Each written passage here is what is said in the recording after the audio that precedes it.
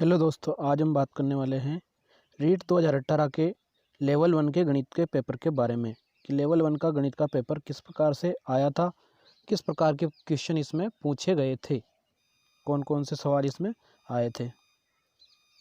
तो हम बात करते हैं क्वेश्चन नंबर 1 की। नीचे दिए गए कथनों में से कौन सा कथन गणित की विशेषता को सही नहीं दर्शाता है। पहला ऑप्शन, गणित विचारों का तार्किक विज्ञान है। दूसरा ऑप्शन, गणित मनुष्य के मस्तिष्क में तर्क की आदत को बनाने का मार्ग है। तीसरा ऑप्शन, गणित अमूर्त विज्ञान नहीं है। चौथा ऑप्शन, गणित को संख्या एवं स्थान के विज्ञान के रूप में परिभाषित किया गया है। तो इसमें तीसरा वाला ऑप्शन सही है, गणित अमूर्त विज्ञान नहीं है।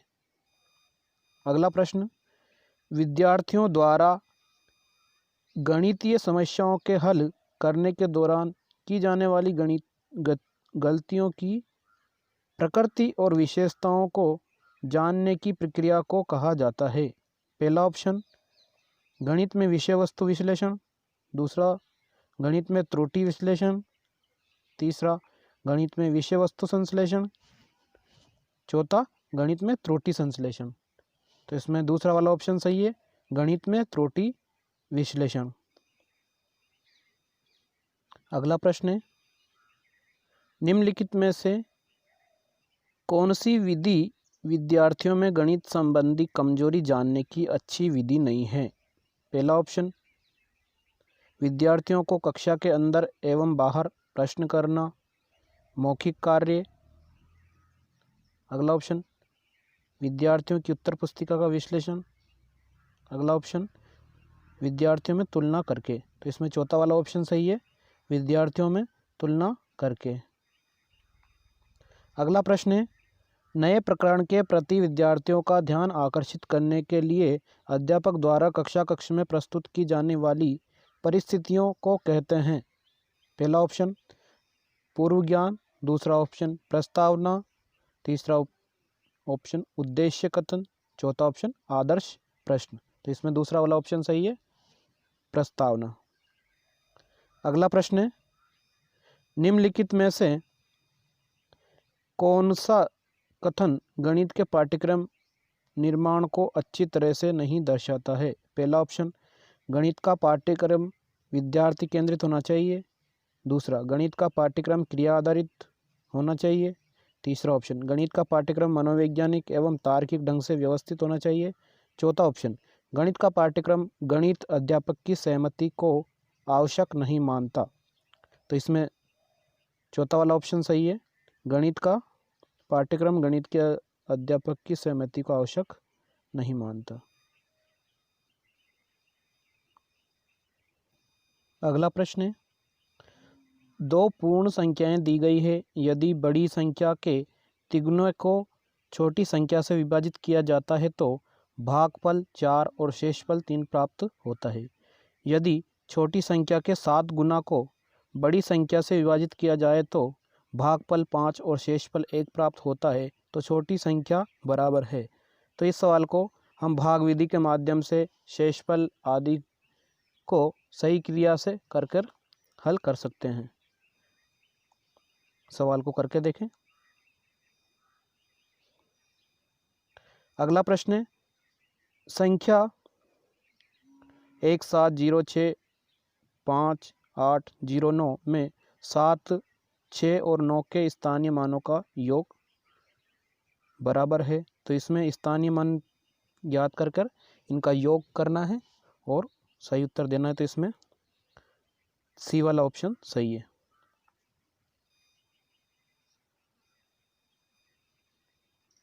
अगला प्रश्न है, श्री एक्स के पास 55,600 रुपये हैं। उसने इसे एक योजना में निवेश किया और उसके धन का 8 गुना प्राप्त किया।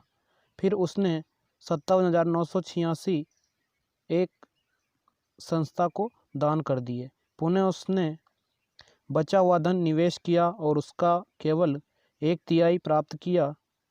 अब एक्स के पास धन बराबर है। तो इसमें क्या करेंगे, सबसे पहले जो उसके पास पैसा है 55,600, इसको 8 से गुणा करेंगे। फिर जो उसने दान किया ये घटाकर बची हुई राशि को 3 से भाग कर देंगे तो अपना उत्तर ए वाला ऑप्शन सही आ जाएगा।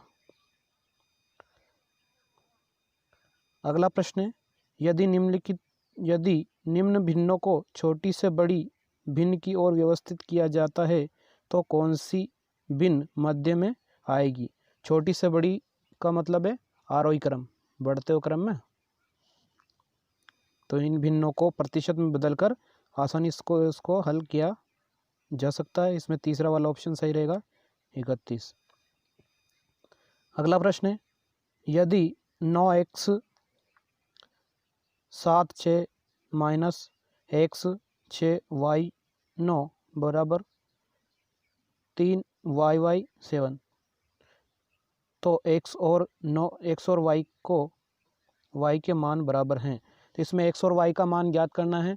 इस तरह के सवाल में हमें घटाव के सवालों की प्रैक्टिस अच्छे से होना चाहिए, तो इसको आसानी से हम हल कर सकते हैं। इसमें ऑप्शन सी सही रहेगा, जिसमें x का मान 5 और y का मान 8 दिया गया है। अगला प्रश्न है, यदि मैं से पे 408 1032 बराबर 1032 x माइनस 408 y और x प्लस वाई बराबर 7 हो तो x माइनस वाई बराबर है। तो इसमें ऑप्शन बी वाला सही रहेगा, -3। इसको हम महत्तम समापवर्ती की विधि के माध्यम से अपन हल करके देखेंगे। प्रश्न को हल करके देखें, न्याय तो कमेंट्स में लिखकर जरूर बताएं ताकि हम इसको हल आपको उपलब्ध करा सकें। अगला प्रश्न है, 60, 105 और 135 छात्रों वाले 3 विषयों क्रमशः विज्ञान, अंग्रेजी और गणित की एक परीक्षा का आयोजन किया जा रहा है। प्रत्येक कमरे में बैठने की क्षमता समान है। प्रत्येक कमरे में केवल एक ही विषय के छात्र हैं, तो आवश्यक कमरों की न्यूनतम संख्या बराबर है। तो इसमें बी वाला ऑप्शन सही है, 20। इसको भी हम करके देखें, बिल्कुल आसान सा सवाल है। अगला प्रश्न है, यदि एक समबाहुभुज की 9 भुजाएं है तो प्रत्येक बहिष्कोण बराबर है। ये भी बिल्कुल आसान सवाल है। एक बहुभुज जिसकी 9 भुजाएं दी गई है तो उसका बाह्य कोण ज्ञात करना है। तो हम 360 डिग्री को पूरा होता है एक चक्कर, एक वृत्त 360 डिग्री का, तो उसमें 360 में 9 का भाग देंगे और अपना उत्तर प्राप्त हो जाएगा। अगला प्रश्न है, एक वर्ग का परिमाप 144 सेमी है। यदि एक आयत का क्षेत्रफल इस वर्ग के क्षेत्रफल के बराबर है तथा आयत की लंबाई 81 सेमी है तो आयत की लंबाई तथा चौड़ाई में अंतर बराबर है। तो इसमें सी वाला ऑप्शन सही है, 65 सेमी। इसको भी आप सूत्र के माध्यम से क्षेत्रफल वगैरह ज्ञात करके आसानी से कर सकते हैं, बिल्कुल सीधा ही सवाल है। अगला प्रश्न है, दिए गए त्रिभुज ABC में AP कोण BAC का समद्विभाजक है तथा AQ BC पर लंब है, तो कोण PAQ बराबर है।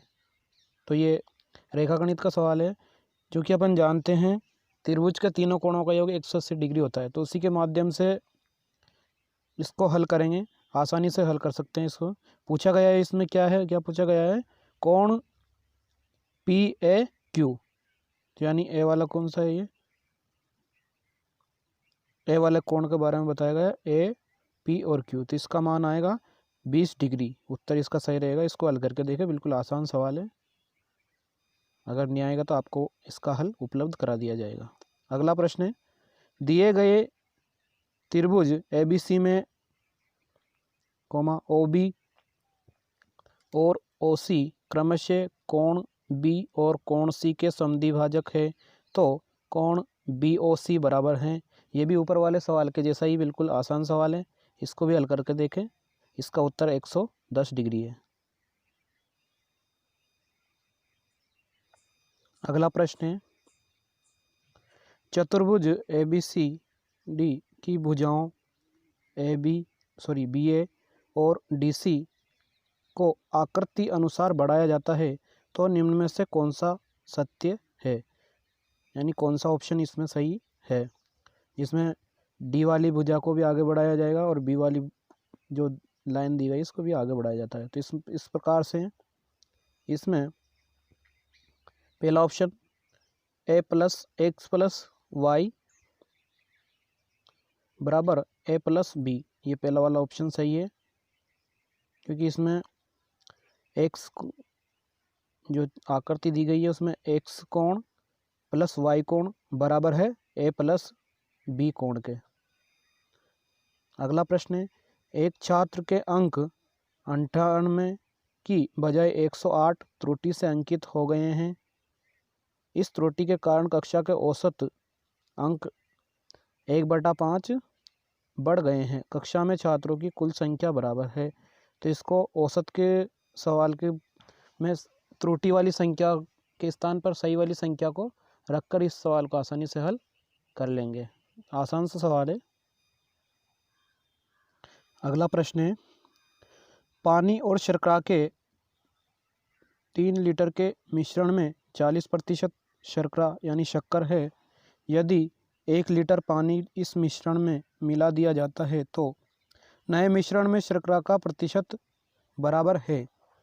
बिल्कुल आसान सा सवाल है, करके देखिए। इसको थोड़ा समझने की वाला सवाल है, इसको करके देख सकते हैं।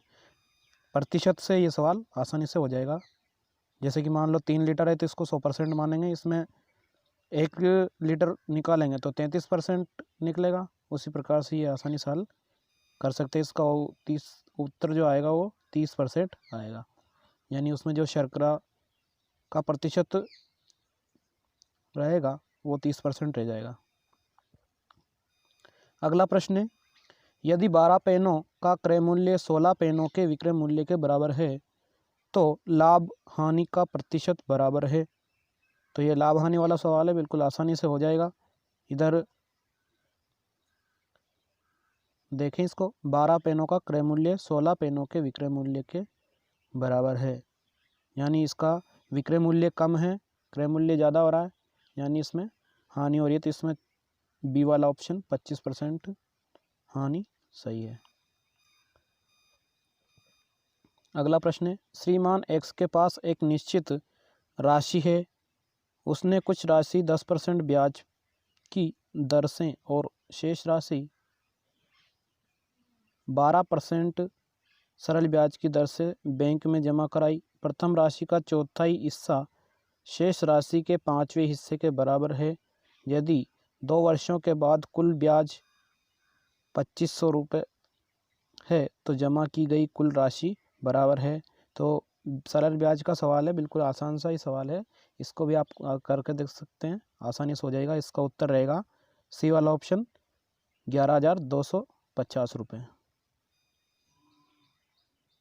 अगला प्रश्न है, यदि x + 5/6 + 5/7 + 4/9 बराबर 2 से 125/126 तो x बराबर है, यानी इसमें x का मान अपन को ज्ञात करना है।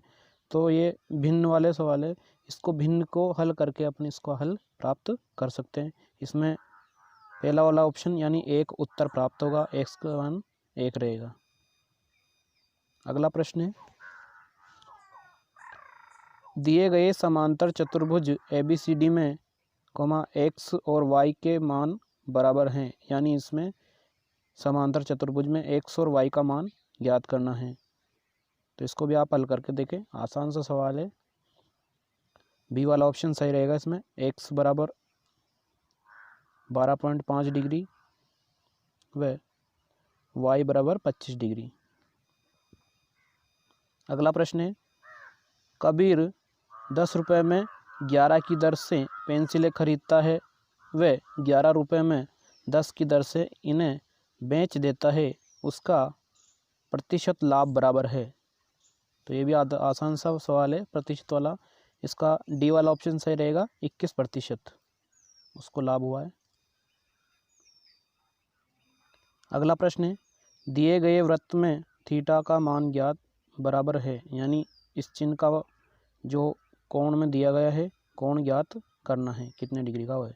तो वृत्त के अंदर समान यदि कोई कोण बना है तो उनका जो मान दिया गया है वो भी समान रहेगा। तो 85 और 40 को जोड़कर 180 में से घटा देंगे, क्योंकि अपन जानते हैं कि त्रिभुज के तीनों कोणों का योग 180 डिग्री होता है। तो अपन को अपना उत्तर सी वाला ऑप्शन 55 प्राप्त हो जाएगा। बिल्कुल आसान सा सवाल है, करके देखें।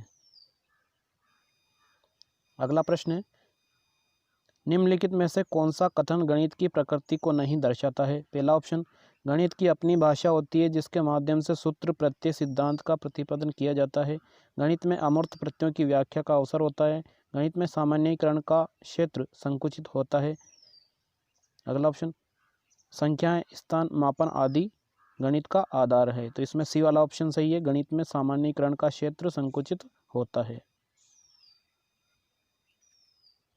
अगला प्रश्न है, गणित की उन्नति तथा वृद्धि देश की संपन्नता से संबंधित है। ये कथन गणित के कौन से मूल्य को प्रदर्शित करता है? यानी गणित की उन्नति वृद्धि देश की संपन्नता से संबंधित है। तो पहला वाला ऑप्शन गणित का सामाजिक मूल्य, दूसरा गणित का नैतिक मूल्य, तीसरा ऑप्शन गणित के कलात्मक मूल्य, चौथा गणित के अनुशासनात्मक मूल्य। तो इसमें पहला वाला ऑप्शन सही है, गणित का सामाजिक मूल्य। अगला प्रश्न है, एक ऐसी योजना जो ये जानने का प्रयास करती है कि विद्यार्थी कितना समझे हैं और इस आधार पर ये तय किया जा सके कि प्रत्येक की व्यक्तिगत अथवा वर्ग की आवश्यकता के अनुसार भविष्य का शिक्षण तय हो सके, कहलाता है। तो इसमें पहला ऑप्शन योगात्मक आकलन, दूसरा सूचनात्मक आकलन, तीसरा निदानात्मक आकलन, चौथा परीक्षण। तो इसमें तीसरा वाला ऑप्शन सही है, निदानात्मक आकलन।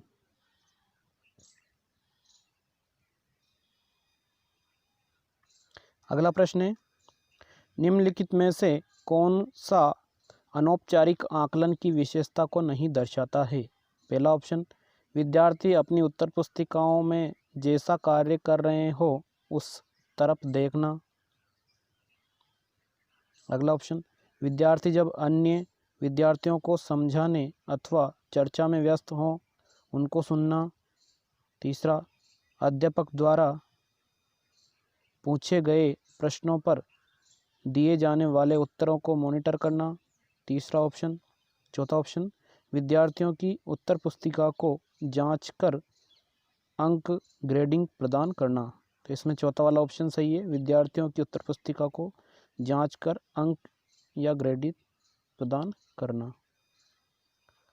अगला और लास्ट प्रश्न है,